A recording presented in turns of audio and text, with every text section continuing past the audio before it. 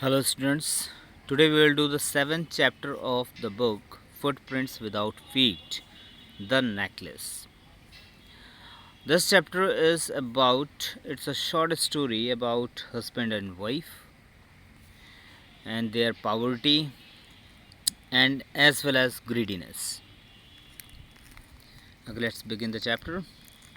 Matilda is invited to a grand party. She has a beautiful dress but no jewelry. She borrows a necklace from a friend and loses it. What happens then? So this story is all about this necklace and how this necklace has changed their entire life.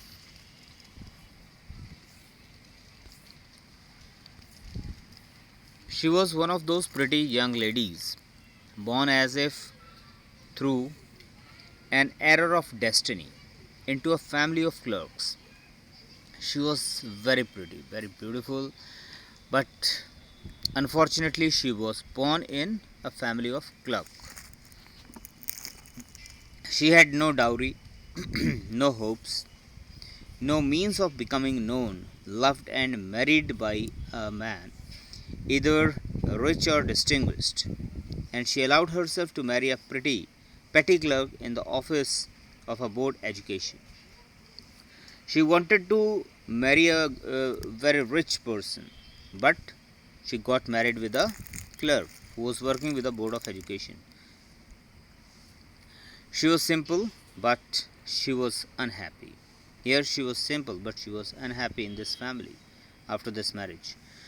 She suffered incessantly, feeling herself born for all delicacies and luxuries.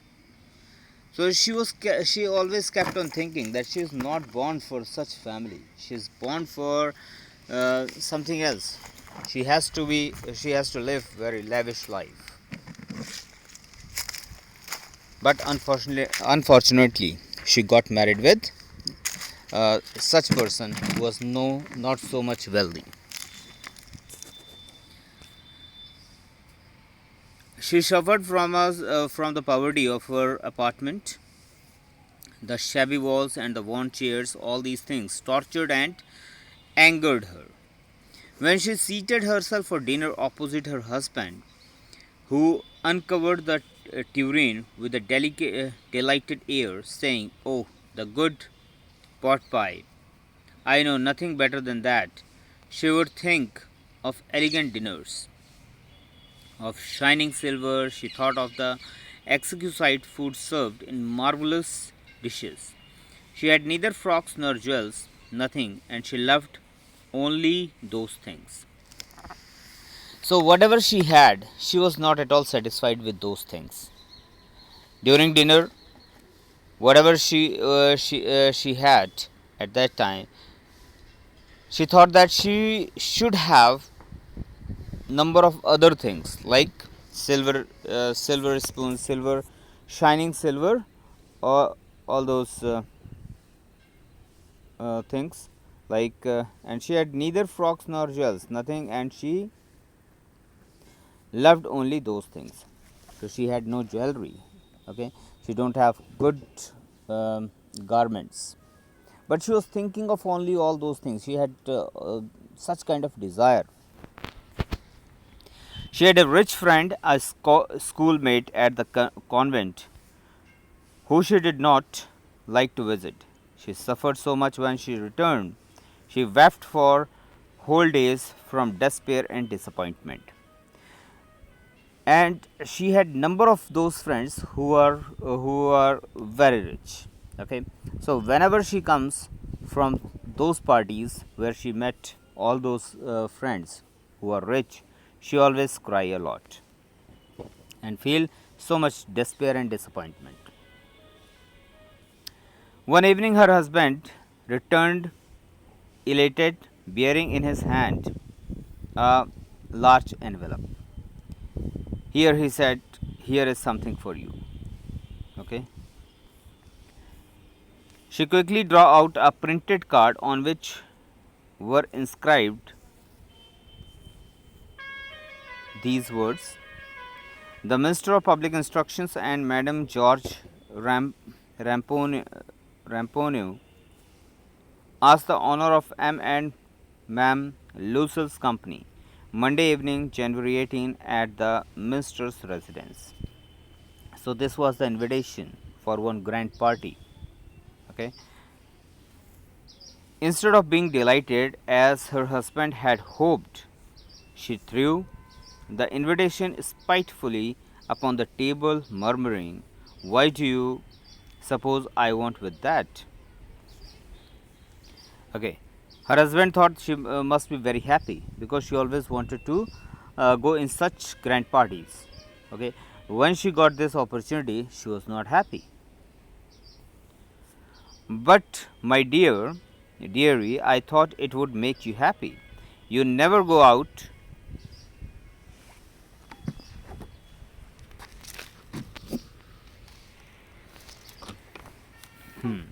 You never go out, and this is an occasion and a fine one. Everybody wishes one, and it is very select. Not many are given to employees. You will see the whole official world there. And he said that he explained that you always wanted to go in such grand parties, but why are you not happy? Okay, hardly anyone has got this opportunity to go there. She looked at him with an irritated eye and declared impatiently, "What do you suppose I have to wear to such a thing as that?" And this is the reason why she was not happy, because she doesn't have jewelries and good clothes. He had not thought of that. He stammered, "Why, the dress you wear when we go to the theatre. It seems very pretty uh, to me."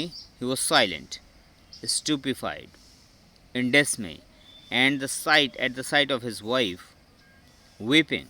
He stammered, "What is the matter? What is the matter?" And she started weeping. By a violent effort, she had controlled her vexation and responded in a calm voice, wiping her moist cheeks, "Nothing. Only I have no dress, and consequently I cannot go to this affair." She said straightaway said that, "I don't have any dress, so I am not going to this affair. Give your card to some colleague whose wife is better fitted out than I." He was grieved, but answered, "Let us see, Matilda, how much would a suitable costume cost? Something that would serve for other occasions, something very simple." And he asked that, "How much would it cost if we purchase that costume for you?" She reflected for some seconds, thinking of a sum that she could ask for without bringing with it an immediate refusal and a frightened exclamation from the economical clerk. Finally, she said in a hesitating voice, I can't tell exactly, but it seems to me that 400 francs ought to cover it." Okay. And with hesitation, because she knew that how much he can afford. So with hesitation, she said that it would cost approximately 400 francs, because she was not 100% sure for that. He turned a little pale, for he had saved just the sum to buy a gun, that he might be able to join some hunting parties the next summer with some friends who went to shoot larks on Sunday. Nevertheless, he answered, "Very well, I'll give you 400 francs, but try to have a pretty dress."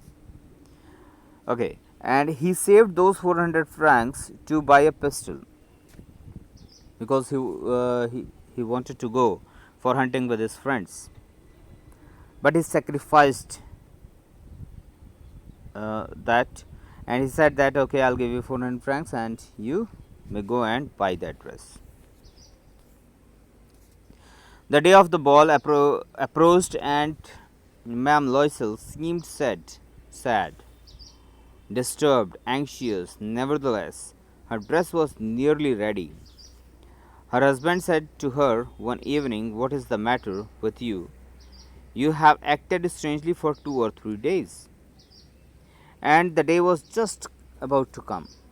It was already there, the day was very near of the ball. And even now she was not happy, even after purchasing that dress.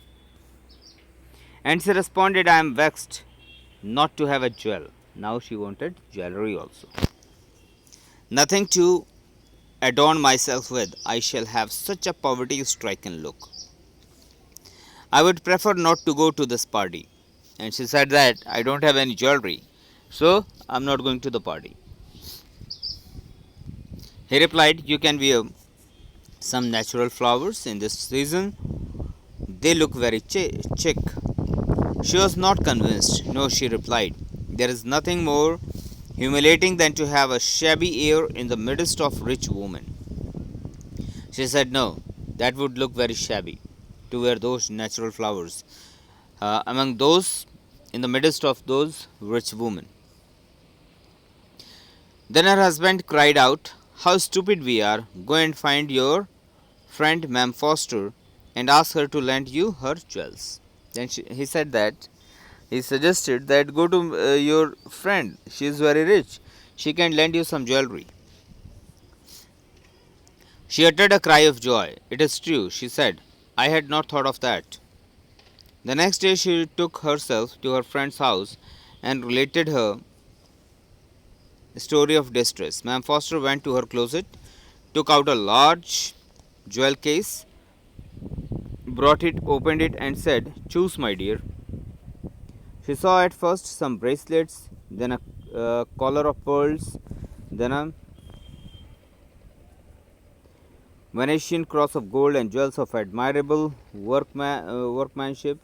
She tried the jewels before the glass, hesitated but could neither decide to take them nor leave them. Then she asked, have you nothing more? Okay, in that jewel case, she tried almost all the jewelry, but she hesitated. And then she asked for some more. Why, yes, look for yourself. I do not know what will please you. Suddenly she discovered in a black satin box a superb necklace of diamonds. Her hands trembled as she took it out. She placed it about her throat against her dress and was ecstatic. Then she asked in a hesitating voice full of anxiety, could you lend me this? Only this? Why, yes, certainly. And that was diamond necklace. So she asked for that diamond necklace and she agreed. Her friend agreed to give that necklace to her. She fell upon the neck of her friend, embraced her with passion, then went away with her treasure. The day of the ball arrived. Ma'am Loisel was a great success. She was the prettiest of all, elegant, gracious, smiling, and full of joy. All the men noticed her, asked her name, and wanted to be presented. Okay, so she was very happy on that day. She enjoyed the party a lot and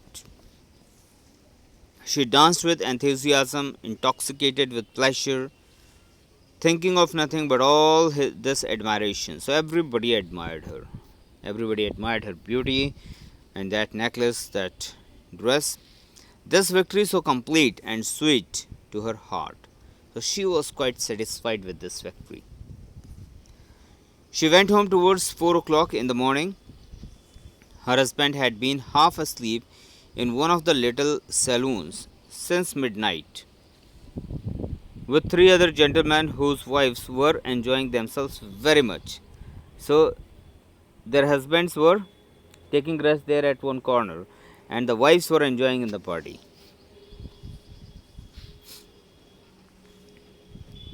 He threw around her shoulders the modest wraps they had carried, whose poverty clashed with the elegance of the ball costume. She wished to hurry away in order not to be noticed by the other women who were wrapping themselves in rich furs. Okay. So She wanted to run away from there because she doesn't want to be noticed with that just a modest fur.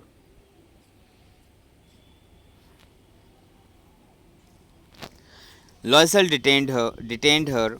Wait, she said, I am going to call a cab. But she would not listen and descended the steps rapidly. When they were in the street, they found no carriage and they began to seek for one, hailing the coachman whom they saw at a distance. But they couldn't find the cab from there, and they called a coachman. And that coach they returned back to home. They walked along toward the river, hopeless and shivering.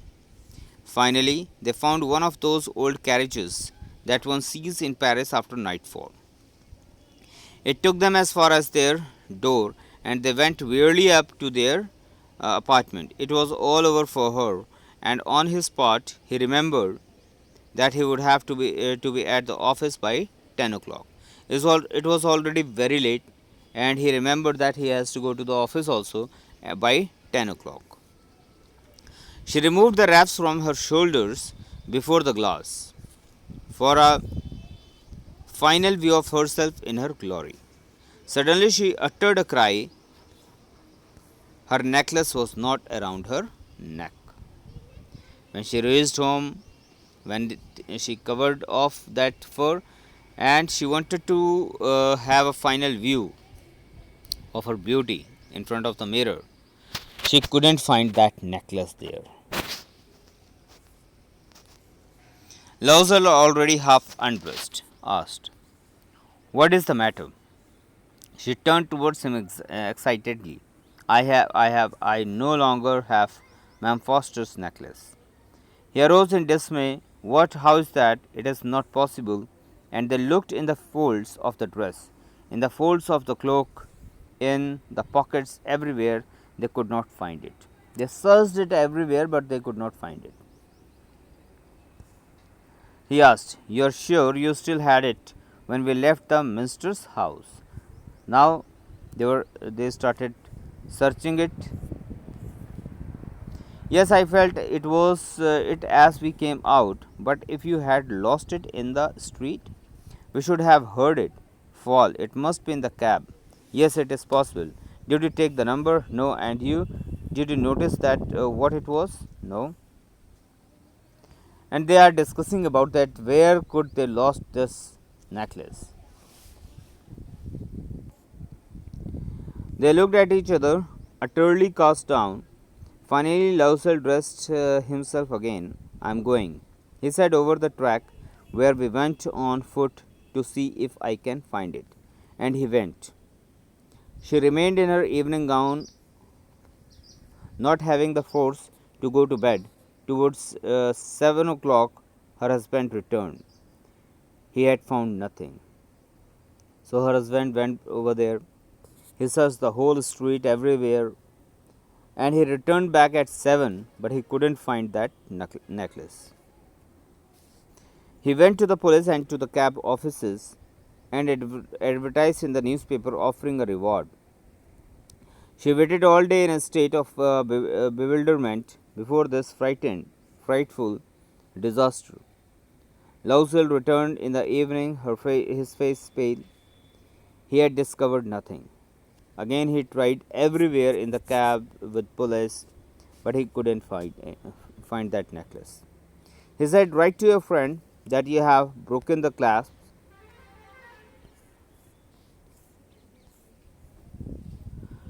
of the necklace, and that you will have it repaired. So that will give us time. She wrote as he dictated. At the end of a week, they had lost all hope, and Loisel, older by 5 years, declared, We must replace this jewel.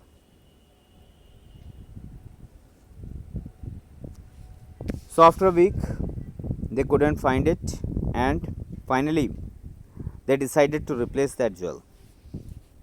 In a shop of Palais Royal, they found a chaplet of diamonds which seemed to them exactly like the one they had lost. It was valued at 40,000 francs.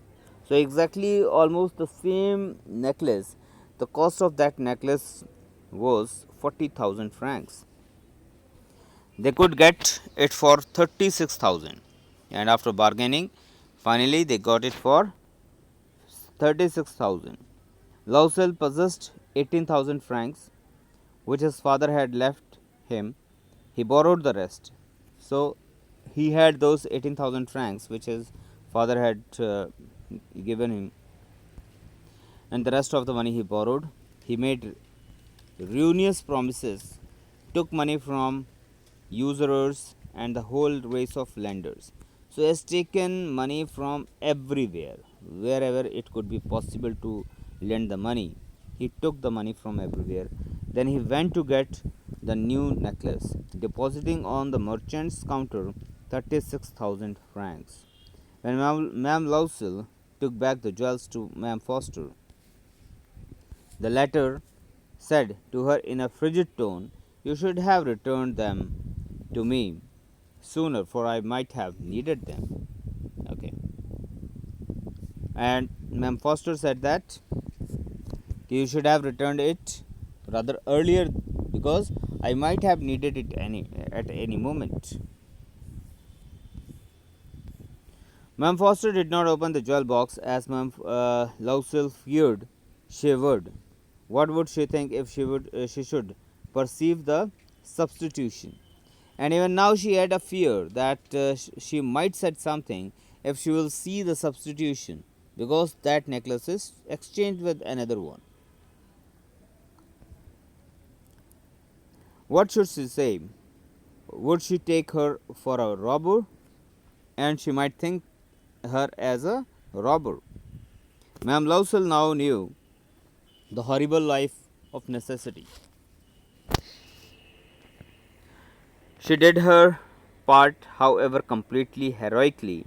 It was necessary to pay this frightful debt. Now, this family, these both couples, they were in very heavy debt, and now this is the time when they have to pay this debt. And for this, she would pay it. They sent away the maid. They sent away the maid. They changed their lodgings. They also changed their flat. They rented some rooms in an attic. So very where there is very small fare, very less fare. So they shifted to that place. She learned the odious work of a kitchen. So now she had to do each and everything. They don't have any maid. So she had to do everything in the kitchen. She washed the dishes. She washed the soiled linen, their clothes and dish clothes, which she hung on the line to dry. She took down the refuse to the street each morning and brought up the water, stopping at each landing to catch her breath, and clothed like a woman of people. She went to the grocers, the butchers, and the fruiterers with her basket on her arm, shopping, haggling to the last sou of her miserable money. Okay. So each and everything she was doing were just to save the money.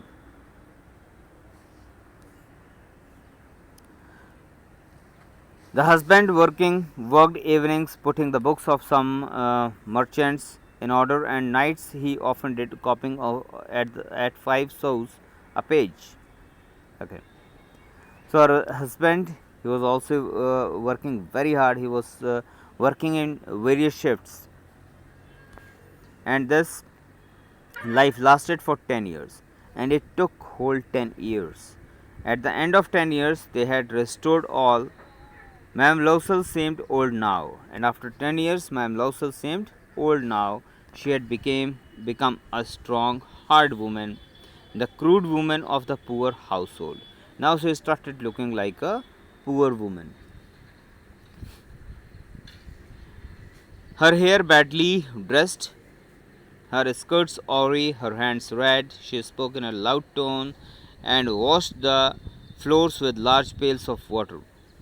But sometimes, when her husband was at the office, she would seat herself before the window And think of that evening party of former times, of that ball, where she was so beautiful and so flattered. So occasionally, sometimes she used to think about that day, that party, whenever her husband is not at home. How would it had been if she had not lost the necklace? And she is thinking that how it would it had been if she has not lost the necklace. Who knows how singular is life and how full of changes? How small a thing will ruin or save one. Now she understood it. That how even a small thing can ruin the whole life. One Sunday, as she was taking a walk in the Champs, Elysees to rid herself of the cares of the week, she suddenly perceived a woman walking with a child. It was Ma'am Foster, still young, still pretty, still attractive, and she was looking still pretty, still young. Ma'am Lowsell was affected. Should she speak to her? Yes, certainly, and now that she had paid, she would tell her all. Why not? And she hesitated. She thought that whether she should go and talk to her or not. But finally, she decided, yes, I have paid her money and now I can go and talk to her. She approached her. Good morning, Jenny.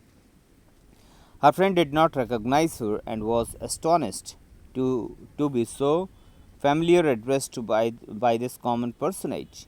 And she was astonished that and she couldn't recognize her. She stammered, but ma'am, I do not know. You must be mistaken. She said that I don't know you. Who are you? No, I am Matilda Lousel. And she said that I am Matilda Lousel. Her friend uttered a cry of astonishment. Oh, my poor Matilda, how you have changed! And she was also astonished that to find her that she is completely changed. Yes, I have had some hard days since I saw you, and some miserable ones, and all because of you. And she blamed her. Lousel blamed Ma'am Foster that it is all because of you. Because of me? How's that? You recall the diamond necklace that you loaned me to wear to the minister's ball? Minister's ball? Yes, very well. Well, I lost it. How's that? Since you returned it to me. And she said that you returned it to me. She said that I lost it. I returned another to you exactly like it, and it has taken us 10 years to pay for it. You can understand that it was not easy for us who have nothing, but it has finished, and I am decently content. And she said that because of you, it took 10 years to pay the whole amount for that necklace, and because of that, I am completely finished. Ma'am Foster stopped short. She said, you say that you bought a diamond necklace to replace mine? Yes. You did not perceive it then. They were just alike. And she smiled with proud and simple joy. Ma'am Foster was touched and took both her hands as she replied, oh, my poor Matilda, mine were false. They were not worth over 500 francs. So, that was not the real diamond necklace. It was a fake one, and the cost of that fake necklace was just 500 francs. She mistaken it, and because of that, she had to pay this much of amount.